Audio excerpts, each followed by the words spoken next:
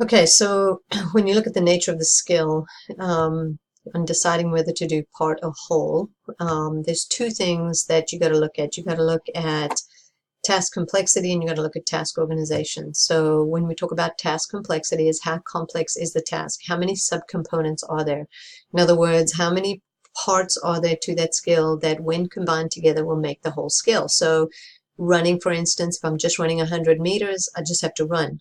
Versus if I have to do a dance routine or a gymnastics routine, there's many subcomponents in that. And how much information processing, so how much does that person have to think and process about the movement that they're doing?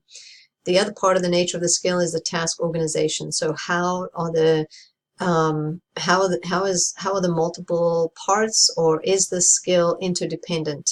So is one part dependent on the other part? And if they're like a dance routine or a gymnastics routine, for instance, I might need to teach them the first part of the skill, then I've got to teach them the second part, and then I combine the first and the second together to get the whole skill. So here's an example of one. I'm going to see if I can move my video. Don't think I can. Just going to put it up here. So classifying skills according to complexity and organization.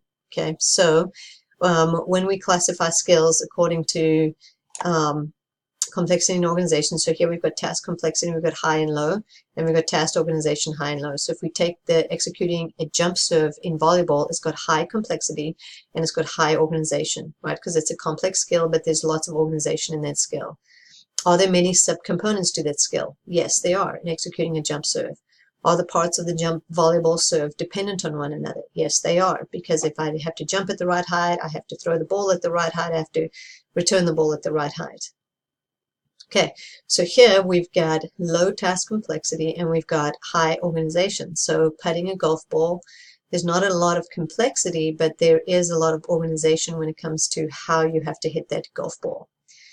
Tying a figure eight knot has got high task complexity, low task organization. So it's complex because you've got to think about how that knot's got to be tied, but the organization of that is pretty low.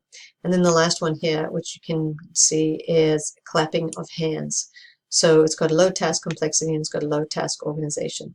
So why do we do this? We do this so that we know what is the complexity. If I came to you and said, I need you to teach me how to shoot a free throw, or I need you to teach me how to hit a baseball, or I need you to teach me how to run bases, how complex and what is the organization of that skill allows me to then think, what is the best way for me to organize this skill and to set it up for practice.